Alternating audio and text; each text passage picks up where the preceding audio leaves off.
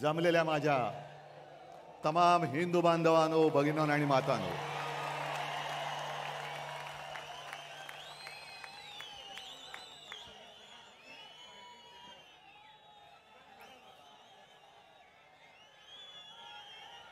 सर्वप्रथम आपल्याला सर्वांना दसऱ्याच्या शुभेच्छा देतोय। आज शस्त्रपूजन आणि सरस्वती पूजन करत असतो आपण।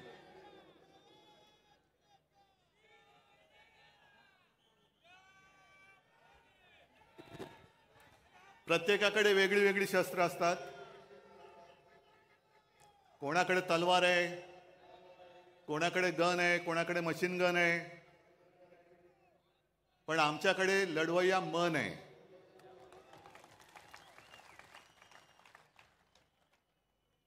आणि गेल्या अनेक वर्षाच्या परंपरेप्रमाणे आज ठाकरे कुटुंबियांनी सुद्धा जी शस्त्रपूजा केली,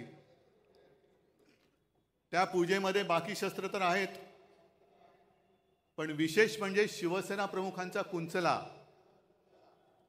ज्यांनी फटकारे मारले आणि आपल्या मनगटामध्ये एक चेतना पेटवली, तेच आपलं शस्त्र, त्याची पहिली पूजा केली। आणि नंतर मी आता तुमच्या सगळ्यांची पूजा करतोय, कारण तुम्ही सुद्धा माझी शस्त्र आहात। ही लढाई काही साधी सोपी नाहीये। एका बाजूला सगळे बलाढ्य अब्दाली सारखी माणसं, केंद्राची सत्ता, शासकीय यंत्रणा, म्हणजे तेव्हा जशा स्वाऱ्या यायच्या आणि गावाच्या गावं नेस्तनाबूत करायची, तसं यांनी सुद्धा एक मनसुबा आखला की आता उद्धव ठाकरे आणि शिवसेनेला नेस्तनाबूत करा। पण त्यांना कल्पना नाही की ही नुसती शिवसेना नाहीये, तर ही वागणूक आहे जी मला बाळासाहेबांनी दिलेली आहे। तुमचं कौतुक कसं करायचं, तुमचे ऋण कसे फेडायचे, या जन्मात तर मी फेडू शकणार नाही। तुमच्या सगळ्यांचं पाठबळ जर माझ्यासोबत राहिलं नाही किंवा नसतं, तर मी आज उभाच राहू शकलो नसतो। सगळं काही ओरबाडून घेतल्यानंतर सुद्धा तुम्ही आणि तुम्हीच आई जगदंबेसारखे माझ्या सोबत उभे राहिलात। त्याच्यामुळे मला या दिल्लीकरांची पर्वा नाहीये, तुमच्या म्हणजे त्यांच्या। येऊ देत, किती पिढ्या यायच्या तेवढे येऊ द्या, ते इथे गाडून त्यांच्या उरावरती मी भगवा फडकून दाखवेन।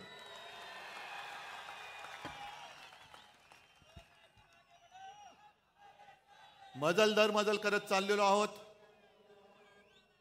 56 वर्ष, 57 वर्ष, मी तर म्हणेन दरवर्षी शिवसेनेला नवीन अंकुर फुटतायत। आणि आज हे भगवे जे आहेत, हे भगवे मशाली झालेले आहेत त्यांच्या। इथला प्रत्येक शिवसैनिक आजपासून शिवसेना प्रमुखांची, बाळासाहेबांची मशाल बनवून या भ्रष्टाचारी सरकारला चूड लालवाशिवाय राहणार नाही। संजय राऊतजी, आपण जे बोललात की टाटांबद्दल सांगितलं की उद्योगपती गेल्यानंतर हळहळ वाटणं हे फार हल्ली दुर्मिळ झाले। याचं कारण असं आहे की टाटांसारखे उद्योगपती हे अशी विरळे असतात। टाटांनी काय केलं, अनेक गोष्टी त्यांनी दिल्या, पण आपल्या रोजच्या जेवणातली लज्जत वाढवण्यासाठी टाटा नमक दिलं। आणि आत्ताचे जे उद्योगपती आहेत ते अख्खं मिठागर गिळतायत। म्हणून टाटा गेल्याची ह्याचं वाईट वाटतंय, आणि मिठागर गिळणारे जात का नाहीत याचं सुद्धा वाईट वाटतंय। जे जायला पाहिजे ते जात नाहीत, आणि जे जाऊ नयेत अशी लोक जात आहेत। पण एक गोष्ट मला आवर्जून सांगायला पाहिजे, टाटा साहेबांची आठवण मुद्दामून सांगतो, कारण शिवसेना प्रमुख आपल्यातून गेल्यानंतर, तसे गेलेले नाही, तिकडे प्रत्येकाच्या हृदयात शिवसेना प्रमुख आहेतच। पण टाटा साहेब घरी आले होते आमच्या कुटुंबियांची भेट घ्यायला। बराच वेळ बसले, गप्पा मारल्या, आणि निघताना मला सांगितलं की उद्धव, एक लक्षात ठेव, तुला आणि मला खूप मोठी परंपरा आणि वारसा लाभलेला आहे. तुला जसा शिवसेना प्रमुखांचा वारसा लाभलाय तसा मला JRD टाटांचा लाभलेला आहे. आणि JRD नंतर जेव्हा मी काम सांभाळायला सुरुवात केली त्याने माझ्यावरती हा संपूर्ण कारभार सोपवला. मी कामकाजाला सुरुवात केल्यानंतर बरेच दिवस असं व्हायचं की कोणताही निर्णय घेताना माझ्या मनात यायचं की आज JRD असते तर काय केलं असतं, आणि म्हणे मी निर्णयच घेऊ शकत नव्हतो.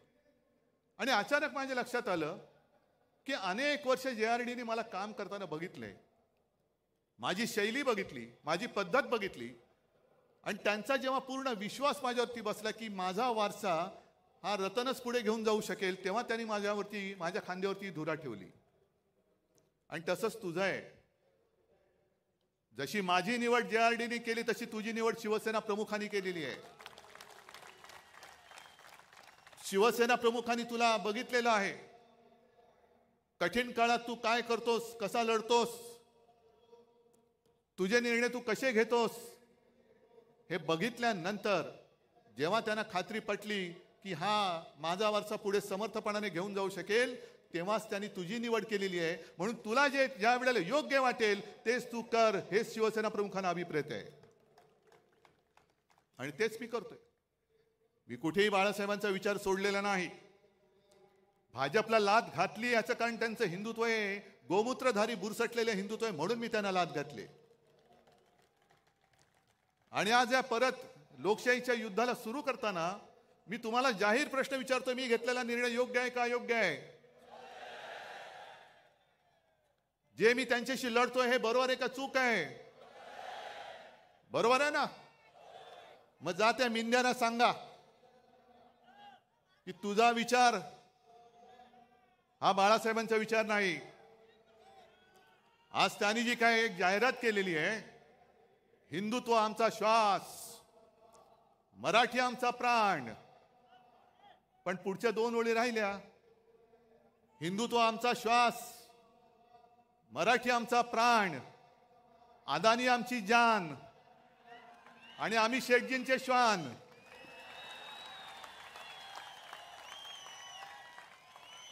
हे शेपूट हलवणारे, मी कुत्र्यांचा अपमान अजिबात करू इच्छित नाही, कारण कालच आपण पाहिलं टाटांचा सुद्धा आवडता कुत्रा, तसा मी सुद्धा कुत्र्यावरती प्रेम करतो. मी श्वानप्रेमी आहे. अर्थात समोर तेजस बसलाय, तो म्हणेल बाबा हे काय बोलतोयस, पण मी लांडगा प्रेमी नाहीये. लांडग्यावरती प्रेम करणारं एवढं औदार्य माझं नाहीये. हे लांडगेत वाघाचं कातड पांघरण्याचा प्रयत्न करतायत, काय काय उघडं पडते त्यांना माहिती नाहीये, पण चाललंय आपलं. एक लक्षात घ्या की आजची लढाई आपण लढायला जातो आहोत,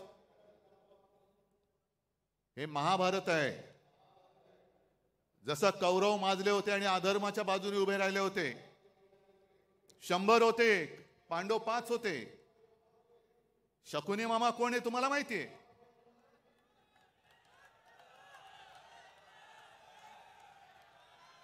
पण कौरवांची जी मस्ती होती की तुम्हाला आम्ही सुईच्या अग्रावर मावेल एवढी सुद्धा जमीन देणार नाही, तीच वृत्ती या भाजपची आहे. या देशात दुसरा कोणताही पक्ष शिल्लक राहता कामा नये, फक्त आणि फक्त भाजप राहिला पाहिजे. मग सुईच्या अग्रावर जमीन जरी मावली नाही तरी सुईची अग्र तुमच्या कुठे टोचेल. आणि आता तलवारी आहेत, तुम्ही आम्हाला संपवायला निघालात, किती मस्ती करणार? ज्यांनी तुम्हाला संकट काळामध्ये साथ दिली, मी काल परवाकडे बोललो की पाप आमचं आहे की महाराष्ट्रामध्ये यांना कोणी विचारत नव्हतं, तेव्हा आम्ही यांना खांद्यावरती घेऊन पूर्ण महाराष्ट्र फिरवला. आज सुद्धा आमची इच्छा आहे की भाजपला आम्हाला राजकारणामध्ये खांदा द्यायचा आहे. ही वृत्ती संपवावीच लागेल. मी आणि फक्त मीच, दुसरं कोणी नाही, हे नाही चालणार. पण महाभारत मी एवढ्यासाठी म्हणालो की जशी परिस्थिती अर्जुनाची झाली होती, अरे मी कोणाशी लढू? माझेच सगळे आप्तसोके माझ्या समोर आहेत, शस्त्र घेऊन उभे राहिलेले आहेत. ज्यांना मी घरातलं माझं मानलं, ज्यांना मी मोठं केलं, तीच नालायक माणसं आज माझ्यासमोर माझ्यावरती वार करायला चालून येत आहेत. मी कसा लढू? आणि म्हणून कृष्णाला अर्जुनाला गीता सांगावी लागली की शेवटी आपलं कोणी नसतं. आपल्या समोर जो उभा राहतो तो आपला शत्रू, आणि आपल्या सोबत राहतो तो आपला मित्र. शत्रू समोर उभा आहे त्याच्याकडे न बघू नकोस, त्याला पहिला तुला ठेचलाच पाहिजे, ठेचावाच लागेल. आणि हीच शिकवण आम्हाला छत्रपती शिवाजी महाराजांनी दिली. म्हणजे माझे आजोबा प्रबोधनकार जे नेहमी सांगायचे की कृष्णाने गीता सांगितल्या अर्जुनाला, कारण अर्जुन गर्भगणित झाला, कसा लढू? मग तेव्हा कृष्णाला त्याला बळ द्यावं लागलं आणि मग अर्जुन उभा राहिला. कृष्णाने गीता सांगितल्या अर्जुनाला, पण अंमलात आणली ती आमच्या छत्रपती शिवाजी महाराजांनी. महाराजांच्या सुद्धा अंगावरती सगळे आप्तस्वकीयच आले होते, आपलीच लोक आली होती, पण महाराजांनी बघितलं नाही हा कोण आहे.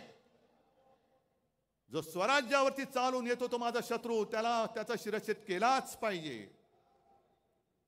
तशीच ही लोक ही आज आपल्या अंगावरती चालून येत आहेत. यांना यांचा राजकारणामध्ये शिरच्छेद केलाच पाहिजे, करावाच लागेल. आणि एवढं मोठं दैवत आपलं छत्रपती शिवाजी महाराज, हे भाजप आणि मोदींना वाटतंय हे मतं मिळवणारे मशीन आहे. मशीन नाहीये, ते आमचं दैवत आहे. अरे आपण जय श्रीराम बोलतो, पण पुराणामध्ये प्रभू रामचंद्र होऊन गेले. आज सुद्धा आपण दसरा, श्रीरामाने रावणाचा वध केला म्हणून आपण तो पाळतो. किती त्यांनी राक्षस मारले, किती दैत्य मारले. त्यांच्याबरोबर प्रभू रामचंद्राबरोबर वानर सेना होती, आणि आपण त्यांना देव मानतोच, आम्ही जय श्रीराम बोलतोच. पण मग आमचे छत्रपती शिवाजी महाराज कोण होते? फार पूर्वी नाही, छत्रपती शिवाजी महाराजांनी सुद्धा त्यावेळेला जे आले होते स्वराज्यावरती चालून, त्यांचा वध केला नसता तर आपण आज नसतोच. आपलं काय झालं असतं कोणालाच माहिती नाहीये. मग जसे प्रभू रामचंद्रांनी तेव्हा दैत्य मारले, राक्षस मारले, तसेच माझ्या शिवाजी महाराजांनी सुद्धा दैत्यच मारले, राक्षस मारले. अफजल खान सुद्धा राक्षसच होता. आणि ज्याप्रमाणे भाजप केवळ मतांसाठी छत्रपती शिवाजी महाराजांचा पुतळा उभारला, म्हणजे मतं मिळवलीत, पण नालायकानं तुम्ही पुतळा उभारण्यामध्ये सुद्धा पैसा खाल्लात. 8 महिन्याच्या आत तो पुतळा कोसळून पडतो आणि आम्ही त्याच्याहून मोठा पुतळा बांधू. म्हणजे काय? पुन्हा कॉन्ट्रॅक्टरच्या खिशामध्ये आम्ही पैसे घालू. आम्ही महाराजांचे पुतळे नुसते नाही उभारत, त्याची पूजा करतो. आणि आज मी तुम्हाला वचन देतोय, आपलं सरकार आल्यानंतर प्रत्येक जिल्ह्यामध्ये मी छत्रपती शिवाजी महाराजांचं मंदिर बांधल्याशिवाय राहणार नाही. ते आमचं दैवत आहे. होय, आम्ही आमच्या देवारामध्ये सुद्धा छत्रपती शिवरायाची पूजा करणार. जसं आम्ही जय श्रीराम म्हणतो, तसं आम्ही जय शिवराय सुद्धा त्याच किंवा त्याहून मोठ्या आवाजामध्ये म्हणणार. जय शिवराय, जय शिवराय हा माझ्या महाराष्ट्राचा मंत्र आहे. आणि माझी तर अशी इच्छा आहे, छत्रपती शिवाजी महाराजांनी संपूर्ण देशात पहिला प्रथम आरमार उभं केलं, म्हणून मग ते INS शिवाजी वगैरे सगळं ते आलं. महाराष्ट्रामध्ये प्रत्येक जिल्ह्यात तर मी मंदिर उभारीनाच, पण आपल्या देशामध्ये सगळ्या राज्यामध्ये छत्रपती शिवाजी महाराजांचं मंदिर उभारलं गेलं पाहिजे. प्रत्येक राज्यामध्ये उभारलं गेलं पाहिजे. आणि मंदिर केवळ मंत्रोच्चारासाठी नाही, तर त्यांच्या आयुष्यातले जे काही प्रसंग आहेत, ज्याला पुरावे आहेत, हे सगळे प्रसंग त्या मंदिरात आणि मंदिराच्या आजूबाजूला शिवचरित्राच्या निमित्ताने किंवा त्या दृष्टीने हे कोरले जातील किंवा दाखवले जातील. नाहीतर छत्रपती शिवाजी महाराजांची जयंती आली, राज्याभिषेक दिन आला की पुतळा साफसूफ करायचा, त्याला हार घालायचा, छत्रपती शिवाजी महाराज की जय बोलायचं. हे एवढ्या पुरतं आमचं दैवत नाही. आमचं दैवत खूप मोठं आहे. दुसरा कोणता असा राजा आहे की 400 वर्ष झाल्यानंतर सुद्धा छत्रपती शिवाजी महाराज की जय बोलल्यानंतर एक वेळ मुर्दा पुन्हा उठून उभा राहू शकतो, एवढी ताकद दुसऱ्या कोणत्या जयघोषामध्ये आहे? मोदीजी, तुम्हाला आणि तुमच्या मिंद्या सरकारला शिवाजी महाराज म्हणजे नुसतं मतं मिळवण्याचं यंत्र वाटत असेल तर त्याचं यंत्र नाहीये, ते म्हणजे काही ईव्हीएम नाहीये. ईव्हीएम सारखा माझ्या महाराजांचा वापर करू नका. आम्ही आमच्या दैवताचा मान राखणारच. करा, तुम्हाला किती कोणाला टीका करायची ती करा, मला परवा नाही. मी महाराजांना देव मानतो. तुम्ही मानत असाल नसाल बघून घेईल महाराष्ट्र तुम्हाला. जो महाराजांच्या मंदिराला विरोध करेल त्याला माझा महाराष्ट्र, छत्रपती शिवरायाचा महाराष्ट्र बघून घेईल. पण हे आपलं दैवत आपण नाही पूजायचं तर दुसरं कोणी पूजायचं? काय मोदींची मंदिरं बांधणार? आज म्हणे संघाला काहीतरी 100 वर्ष होत आहेत, या वर्षी का पुढच्या वर्षी. मला आदर आहे, भागवतांबद्दल आदर आहे, संघाबद्दल आदर आहे, संघाच्या कार्यकर्त्यांबद्दल आदर आहे. फक्त ते जे काय करतात त्याच्याबद्दल आदर नाहीये.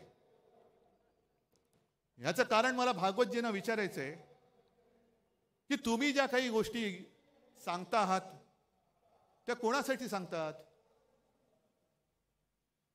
कारण त्यांनी मध्ये सांगितलं की हिंदूंनो आता स्वसंरक्षणासाठी एकत्र या. म्हणजे काय? 10 वर्ष झाली विश्वगुरु तिकडे बसलेत, अजूनही तुम्ही हिंदूंचं संरक्षण नाही करू शकत? मग ते राजू श्रीवास्तव तो होता ना आपला, कॉमेडी करायचा, त्यांनी सांगितलं होतं एकदा की पूर्वी कसं होतं, ते गुरखे असायचे, रात्रभर राखण करायचे, जागते रहो जागते रहो मेरे भरोसे पर मत रहो. म्हणजे तुमचं रक्षण तुम्ही करा, आम्ही नालायक आहोत, तुम्ही निवडून दिलं तरी तुमचं रक्षण करू शकत नाही, तुमचं रक्षण तुम्ही करा. मग कशाला पाहिजेत मोदी? जर 10 वर्ष, हे 11वं वर्ष संपूर्ण देशाने तिसऱ्यांदा सत्ता देऊन सुद्धा या देशातला हिंदू, जर तुम्ही आता म्हणत असाल हिंदू खतरे में है, तर मी म्हणेन काँग्रेस का बरी होती? कारण त्या काळात तुम्हीच म्हणायचा की इस्लाम खतरे में है. आता हे तुम्हाला सगळं आठवतंय. मग त्याने आज सांगितलं की बांगलादेशमध्ये जे काही घडलं, काही जगामध्ये असं होतंय की देशातली सरकार पाडली जात आहेत, तिकडे अस्थिरता माजवली जाते आणि मग अल्पसंख्याक कोणी असोत ते धोक्यामध्ये येतात, असुरक्षित होतात. आता आपल्याकडे एक म्हण आहे, लेकी बोले सुने लागे. पण हे बांगलादेशाला बोलतात म्हणजे सुने लागे लेकी लागे की काय? की बांगलादेशात काय चाललं, तुमचे जे बसलेत तिकडे ते या देशामध्ये काय करतायत? मला या पद्धतीने गद्दारी करून खाली खेचलं हे तुम्हाला दिसलं नाही? ज्या शिवसेना प्रमुखांनी तुम्हाला साथ सोबत दिली, त्यांचा पुत्र मुख्यमंत्री म्हणून बसला होता, काम करत होतो की नव्हतो? आणि एवढं करून सुद्धा गद्दारी करून तुमच्याच ह्या शकुनी मामाने आमचं सरकार खेचलं आणि गद्दारांना उरावर घेऊन राज्य करताय. मग RSS ला मला विचारायचे की 100 वर्ष झाले, घ्या चिंतन शिबिर घ्या. आणि 100 वर्ष तुम्ही का घालवलीत? का कष्ट केले? का मेहनत केली? का पिढ्या बर्बाद केल्या? आत्ताची जी काय भाजप आहे, ही भाजपा तुम्हाला मंजूर आहे, आम्हाला तर मंजूर नाहीये. कारण पूर्वीचा जो भाजप होता अटलजी आणि अडवाणीजींचा, तो एक वेगळा होता, भगव्याला मानणारा होता. त्याच्यामध्ये एक वेगळ्या प्रकारचं मी म्हणेन पावित्र्य होतं, आत्तापेक्षा तरी नक्कीच होतं. पण आत्ताचा भाजप हा हायब्रिड झालेला आहे. म्हणजे जसं संकरित गाय असते ना, हायब्रिड. म्हणजे मी काय ऐकलेलं आहे असं की सगळे म्हणजे दुसऱ्या परदेशी वळूची बीज वगैरे त्यांच्या गर्भाशयात टाकतात, त्याचा भाजप झालाय. सगळे इतर पक्षाची लोक, मोठमोठे नेते या भाजपच्या गर्भात घुसलेमध्ये, आणि तो भाजप हा आमच्यावरती राज्य करणार. एवढा वाईट असा विचार आजपर्यंत कोणी दिलेला नव्हता. भारतीय जनता पक्ष, लाज वाटली पाहिजे भारतीय म्हणायला, आणि जनतेचा पक्ष तो राहिलेलाच नाहीये. सगळे विचित्र भ्रष्टाचारी माणसं एकत्र करून तुम्ही आमच्यावरती राज्य करतात. अहो, गद्दारांना आणि चोरांना नेता मानून तुम्हाला आमच्याशी लढावं लागतं, ह्याच्यातच तुमचा पराभव आहे.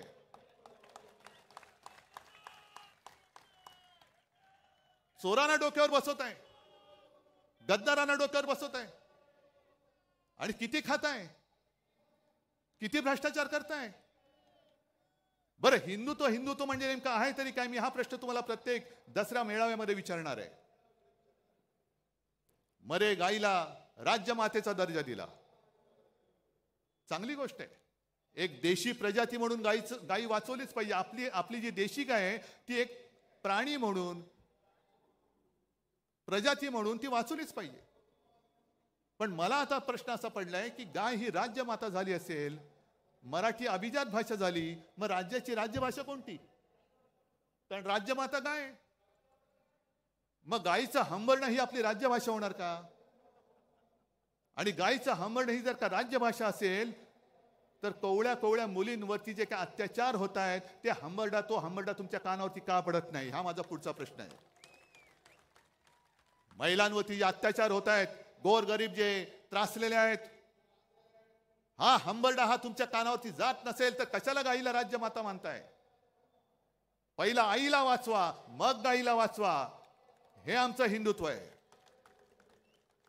पण केवळ महागाई तुम्ही रोखू शकत नाही म्हणून गाईच्या आड लपणार असाल तर तुमचा हा भाकटपणा आम्हाला मंजूर नाहीये. काय अशी लोक एकदम मध्ये सुपटतात, गोरक्षक.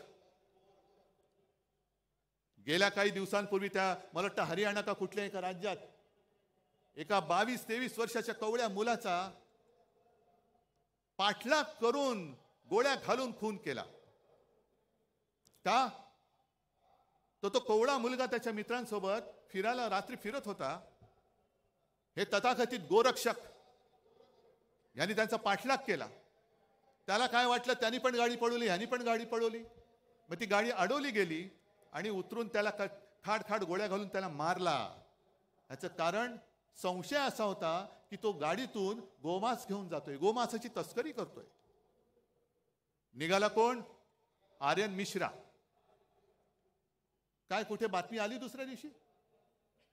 नाही, कारण मारला गेला हिंदू. पण हाच जर का आर्यन खान असता, आणखीन कोणतरी आर्यन शेख असता तर काय आगडो मुसळला असता. हिंदुत्व खतरे में, हिंदुत्व खतरे में. जर गोमांसाची तस्करी केली म्हणून तुम्ही आर्यन मिश्राला मारला असाल तर मग किरण रिजिजू जे बोलले स्वतः की मी गोमांस खातो, बीफ खातो, काय माझं वाकडं करायचं तर करा, काय केलं का त्यांना काय तुम्ही करत नाही, गोळ्या घाला, असं माझं म्हणणं नाहीये.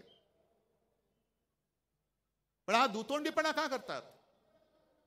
कवळी कवळी मुलं तुम्ही मारतात, गोळ्या घालून मारता, आणि जे बीफ खातो तुम्हाला काय उकडायचं ते उकडा म्हणणारे त्यानं मोदीजी तुम्ही तुमच्या कॅबिनेटमध्ये बाजूला मांडी लावून बसवता. हे हिंदुत्व मला मान्य नाही, हे थोतांड मला मान्य नाहीये. आणि म्हणून मी लढतो यात बेगडी हिंदुत्ववाद्यांशी. नव हिंदुत्ववादी जे म्हणतात बेगडी हिंदुत्ववादी, म्हणून मी लढतोय त्यांच्याशी. एक तर संपूर्णपणे तुम्ही देशाची विल्हेवाट लावलेली आहात. हिंदू मुसलमान असा तर झगडा लावलेलाच आहात. हिंदूंमध्ये पुन्हा भेदभाव करतायत. महाराष्ट्रामध्ये आल्यानंतर हिंदूमध्ये पुन्हा मराठी अमराठी करताय. मराठी माणसामध्ये पुन्हा जातीपातीमध्ये भांडणं लावतायत. याला आरक्षण देऊ, त्याला आरक्षण देऊ. अहो, तुमच्यात जर का धमक असेल तर आजपर्यंत तुम्ही आरक्षण देऊन दाखवायला पाहिजे होतं. मग ते मराठ्यांचं आरक्षण असेल, धनगरांचं आरक्षण असेल, ओबीसींचं आरक्षण कायम ठेवण्याचा प्रश्न असेल, आदिवासींचं आरक्षण कायम ठेवण्याचा प्रश्न असेल, हे आजपर्यंत तुम्ही करून का दाखवलं नाहीत? आणि तसं पाहिलं तर 95-96 सालीच्या सुमारास वाजपेयींनी सोलापूरमध्येच जाहीर सभेत आश्वासन दिलं होतं की माझं सरकार आल्यानंतर पहिल्या कॅबिनेटमध्ये मी धनगरांना आरक्षण देईन. वाजपेयीजी जाऊन आज इतके वर्ष झाले, अजूनही धनगर तसेच लढतायत. मराठा माझा तसाच लढतोय. आदिवासी भयभीत झालेले आहेत, ओबीसी भयभीत झालेले आहेत. का तुम्ही हे पाप करतात? का जातीपातीमध्ये भांडणं लावतात? आणि हेच ते शिवतीर्थ आहे जिथून शिवसेना प्रमुखांनी सांगितलं होतं, मराठा मराठेतर, ब्राह्मण ब्राह्मणेतर, 96 कोळी 92 कोळी, स्पृश्य अस्पृश्य, घाटी कोकणी, हे सर्व भेदाभेद गाडून मराठी माणसाची भक्कम एकजूट बांधा. ती मराठी माणसाची एकजूट बांधली गेली नसती, शिवसेना उभी राहिली नसती आणि हिंदुत्वाचे रखवाले म्हणून जेव्हा भाजपवाले शेपटे घालून बिळात बसले होते, तेव्हा जर काही मराठी माणसाची ताकद हिंदू म्हणून उभी राहिली नसती तर मोदीजी तुम्ही आज दिल्लीमध्ये दिसला नसतात. ही माझ्या महाराष्ट्राची मराठी माणसाची ताकद आहे. ज्याला तुम्ही चिरडायला निघालात, काय आम्ही काय गुन्हा काय केला होता आणि काय पाप केलं होतं. आज सुद्धा अमित शहा जे बोलतात, मग किती माणसं निर्लज्ज असावीत, माणसाने किती निर्लज्ज असावं. एक 2-4 दिवसापूर्वी आले होते आणि त्यांनी सांगितलं की या वेळेला महायुती, पण 2029ला 100% म्हणजे यांची एक्सपायरी डेट आज लिहून ठेवलेली आहे. अहो अमितजी, एक तर पहिलं तुमचा भाजपा सांभाळा, कारण 10-15 दिवसापूर्वी मी नागपूरला गेलो होतो. आपण बाबा शहरी बाबू आहोत. मी शेतकऱ्यांचं कर्जमुक्त जरूर केलं, माझं कर्तव्य म्हणून केलं. गोरगरिबांना 10 रुपयामध्ये शिवभोजन दिलं, जरूर दिलं, माझं कर्तव्य म्हणून दिलं. कोरोनामध्ये सुद्धा मी काम जे केलं तुमच्या सगळ्यांच्या आशीर्वादाने माझं कर्तव्य म्हणून केलं.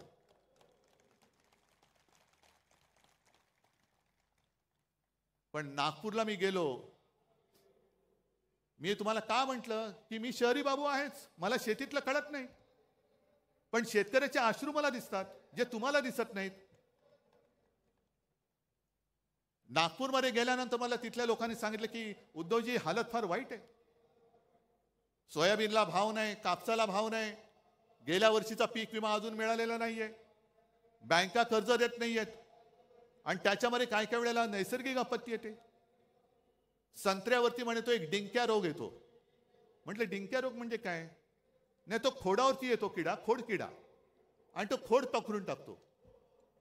आणि दुसरा गुलाबावर आपलं कापसावरती येतो, कापसाच्या बोंडावरती येते ती गुलाबी अळी.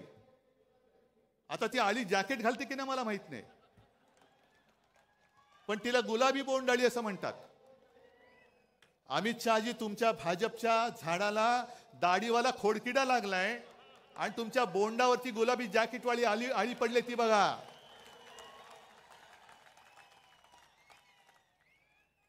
ते बघा, तुमच्या डोळ्यात देखत आम्हाला वाईट वाटतंय. अरे एकेकाळचा आमचा मित्र असा डोळ्या देखत कुरतडला जातोय, पोखरला जातोय, पण यांना त्याचं काही सोयरसुतक नाहीये. सत्ता पाहिजे, सत्ता पाहिजे, सत्ता जिहाद. कोणी चालेल पण सत्ता पाहिजे, याला म्हणतात सत्ता जिहाद. आणि एक एक बातम्या ज्या काही मी वाचतोय, तुम्ही वाचतात. मला वाटतं माझ्या आधीच्या वक्त्यांनी त्याचा समाचार घेतलाय, आदित्यने पण घेतलेला आहे. एक तर बातम्या मी वाचतोय, आता खूप आणले, काय काय वाचायचं. हे बघा, 225 कोटींच्या थकीत देण्यांमुळे पालिकेचा मोडला आर्थिक कणा.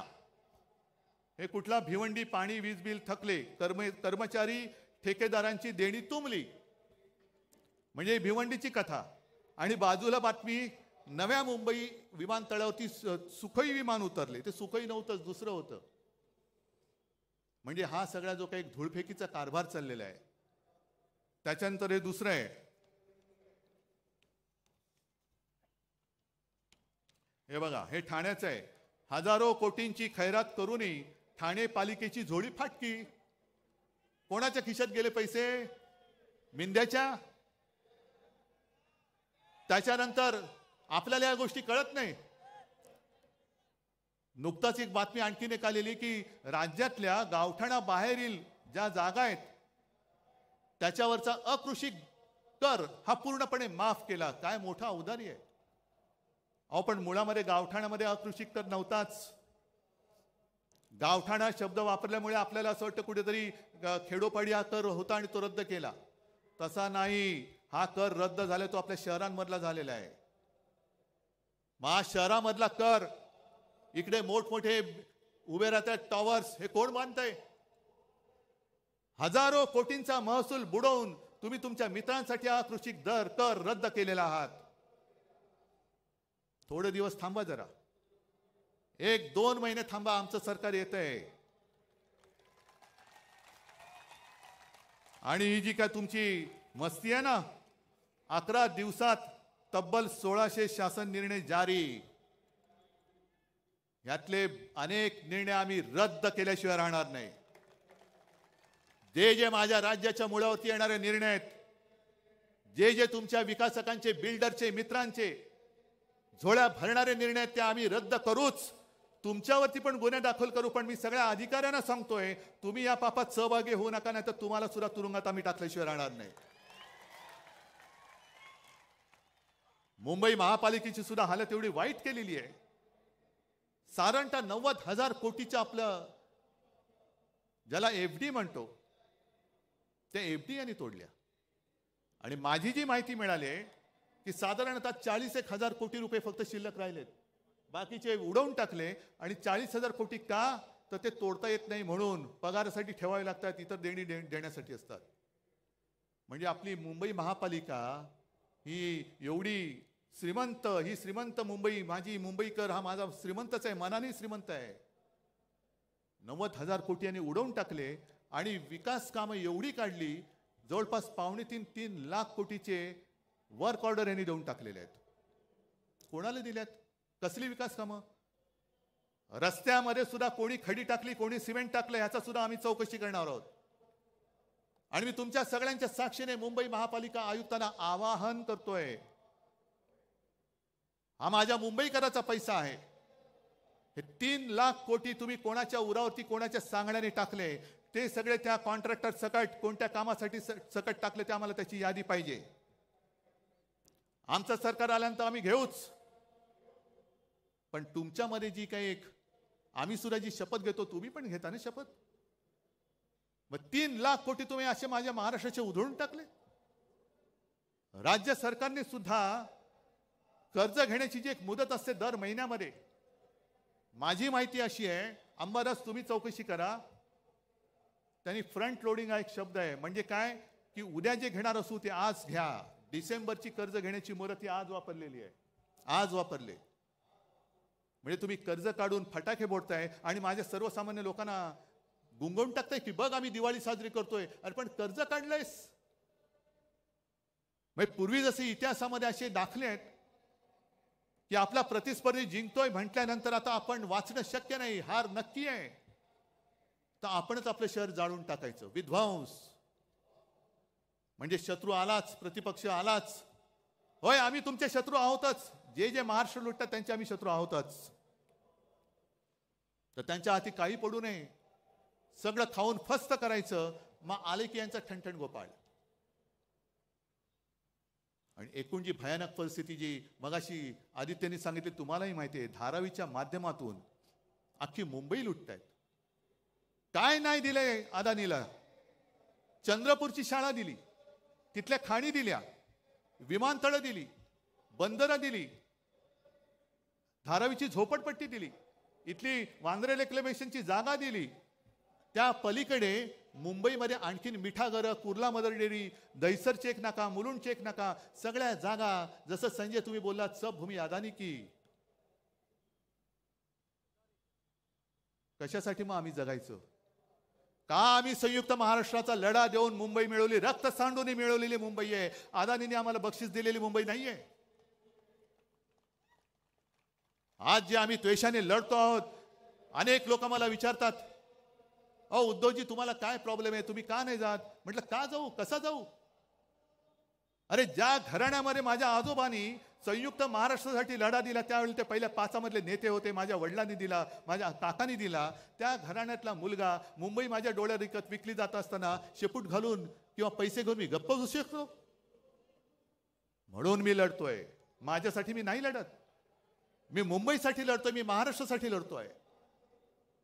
जे दिसतंय ते पाहवत नाहीये.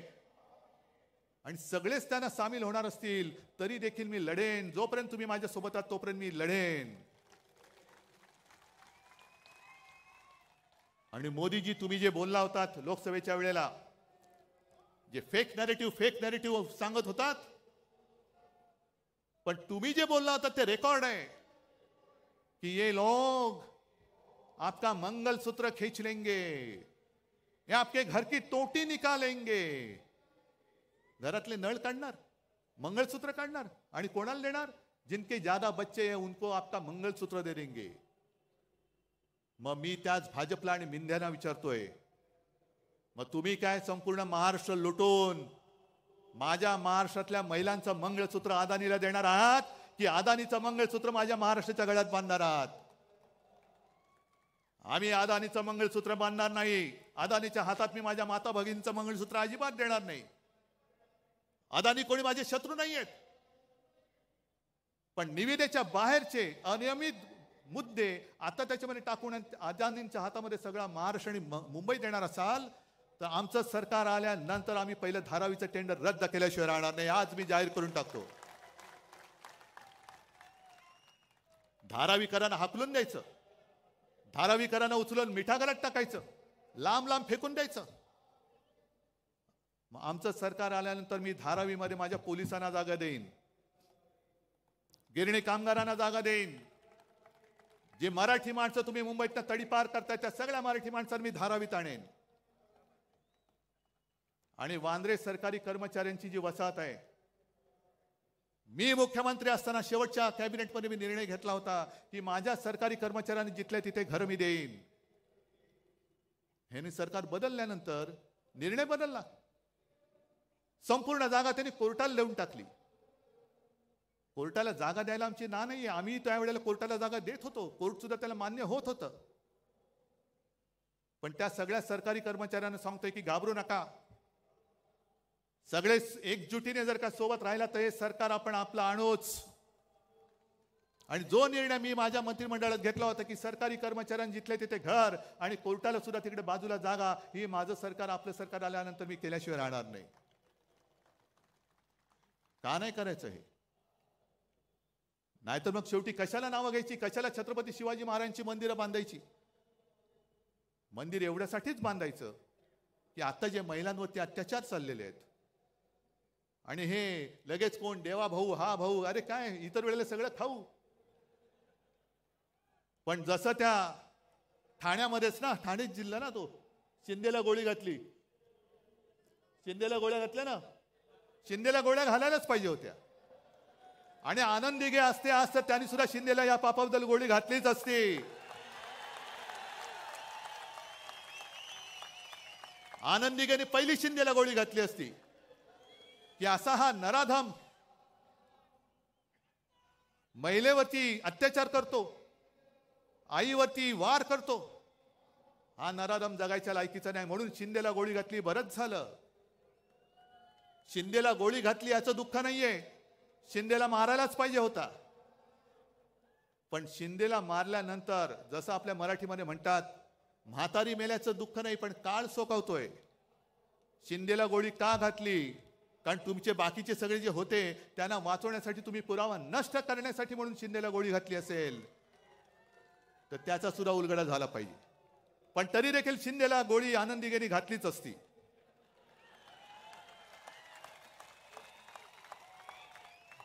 असे हे महिलांवरती अत्याचार करणारे शिंदे जगायच्या लायकीचेच नाहीयेत. आणि एकूण सगळा जर का आपण आढावा घेतला, रोज उठून बघतोय माझा महाराष्ट्र लुटला जातोय, लुटला जातोय, लुटला जातोय.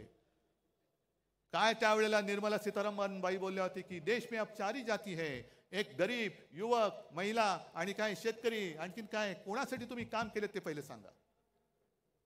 आज संपूर्ण राज्याची तिजोरी खाली केली, महापालिकेची तिजोरी खाली केली, पण एक तरी माणूस मला दाखवा तुमच्या मित्रांखेरीज की जो समाधानी आहे. आज तुम्ही समाधानी? आणि म्हणून ही निवडणूक केवळ उद्धव ठाकरेची नाहीये. जे चंद्रचूड बोलले की मला निवृत्तीनंतर इतिहासात माझी काय म्हणून दखल घेतली जाईल, चंद्रचूड साहेब अजूनही वेळ गेलेली नाही. जर तुम्हाला इतिहासामध्ये तुमचं नाव अभिमानाने घ्यावं असं वाटत असेल तर आज ती वेळ आहे. लोकशाही वाचवा, लोकशाही वाचवा, लोकशाही वाचवा. तारखा मागून तारीख आणि बाहेर भाषण देऊ नका. निर्णय घ्या, निर्णय घ्या. भाषणाने निर्णय मिळत नसतो. जे तुम्ही बाहेर बोलताय तेच तुम्ही आतमध्ये द्या. तोच निर्णय आम्हाला पाहिजे. कारण संपूर्ण देशातली लोकशाही तुमच्याकडे बघते, न्याय देवता तुमच्याकडे बघते की तुम्ही गणपती पूजनाला मोदींना बोलवलं, ठीक आहे, गणपतीची पूजा जरूर करा, पण जेव्हा न्यायदेवता म्हणेल माझ्या मंदिरात तुम्ही येता तेव्हा तुम्ही माझ्या न्यायदेवतेला अभिमान वाटेल असं जे काय आहात ते करताय की नाही. झाले नाही तर आता या 21 तारखेला का 8 नोव्हेंबरला ते रिटायर होणार. म्हणजे अख्ख्या जगातली अशी एक विचित्र केस आहे की 3 सरन्यायाधीश त्यांची कारकीर्द संपून गेले, पण ज्या लोकशाहीमुळे ते सरन्यायाधीश झाले त्या लोकशाहीला ते न्याय देऊ शकले नाहीत. ही लोकशाहीची थट्टा आहे. न्याय मंदिर सर्वोच्च आहे, पण त्याच्याही पेक्षा मोठं माझं या लोकांचं मंदिर आहे. हे माझं न्यायालय आणि या न्यायालयात मी आलेलो आहे. आज दार ठोकून ठोकून ठोकून आमचे हात दुखायला लागले, पण न्याय मंदिराचे दरवाजे उघडत नाही. आम्हाला न्याय देवता पावणार तरी कशी, आमचा न्याय निवाडा करणार तरी कशी. न्यायदेवतेच्या डोळ्यावरची पट्टी असते, तिला समोरचं कोण लहान आहे का मोठा आहे हा फरक नसतो. ती आक्रोश तिच्या कानावरती पडत असतो. पण एखादा धृतराष्ट्रासारखा जर का तिकडे बसला आणि समोर लोकशाही रूपी द्रौपदीचं वस्त्रण होताना सुद्धा माझं पुढे काय होणार ह्याची चिंता करत असेल, तर मग मी म्हणेन तुम्ही रिटायर झाल्यानंतरच मी तुमच्याबद्दल बोलेन.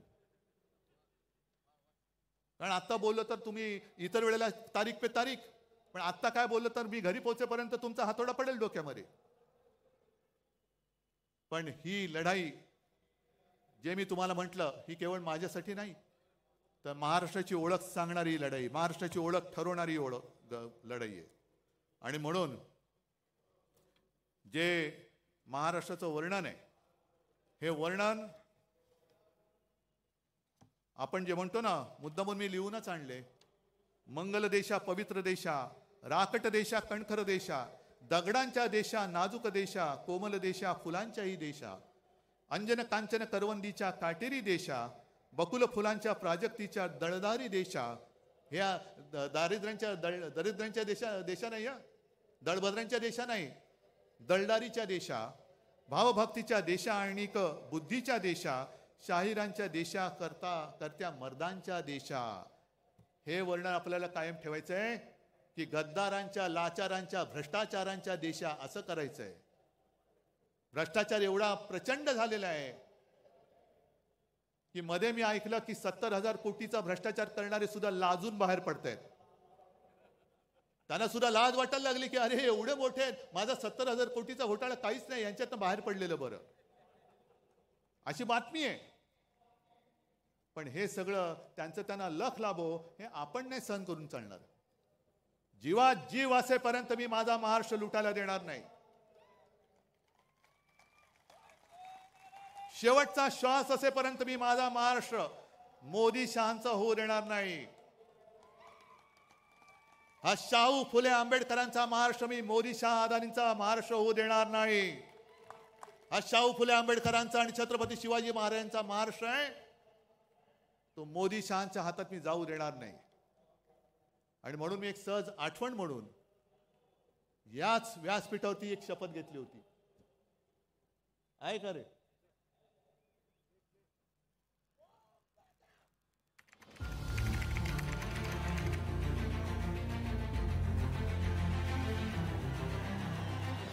छत्रपती शिवाजी महाराजांना वंदन करून आणि माझ्या आई वडिलांचे स्मरण करून मी उद्धव बाळासाहेब ठाकरे ईश्वर साक्ष शपथ घेतो की कायद्याद्वारे स्थापित झाले आहे अशा भारतीय संविधानाबद्दल मी खरी श्रद्धा व निष्ठा बाळगेन. मी भारताची सार्वभौमता व एकात्मता उन्नत राखीन. मी महाराष्ट्र राज्याचा मुख्यमंत्री म्हणून माझी कामे निष्ठापूर्वक व शुद्ध बुद्धीने पार पाडीन आणि संविधान व कायदा यानुसार सर्व तऱ्हेच्या लोकांना मी निर्भयपणे व निस्पृहपणे तसेच कोणाच्याही विषयी ममत्वभाव किंवा आकस न बाळगता न्याय वागणूक देईन. मी उद्धव बाळासाहेब ठाकरे ईश्वर साक्ष शपथ घेतो की महाराष्ट्र राज्याचा मुख्यमंत्री म्हणून माझ्या विचारार्थ आणली जाईल किंवा मला ज्ञात होईल अशी कोणतीही बाब असा मुख्यमंत्री म्हणून माझी कामे यथायोग्य पार पाडण्यासाठी आवश्यक असेल ते खेरीज करून एरवी मी कोणत्याही व्यक्तीला किंवा व्यक्तींना प्रत्यक्षपणे व अप्रत्यक्षपणे कळवणार नाही किंवा त्यांच्याकडे उघड करणार नाही.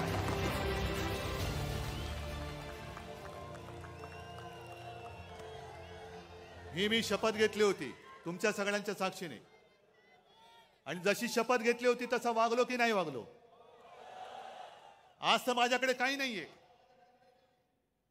पक्ष नाही, चिन्ह नाही. अगदी निर्लज्जपणाने वडील सुद्धा चोरलेत, कारण स्वतःमध्ये धमक नाही. पण आज काही नसताना तुम्हाला सोबत घेऊन मी शपथ घेतोय. तुम्ही सुद्धा माझ्यावर शपथ घ्या. आहे तयारी? ठीक आहे, मग घ्या शपथ. मी एक स्वाभिमानी महाराष्ट्र प्रेमी म्हणून शपथ घेतो की 106 हुतात्म्यांच्या बलिदानातून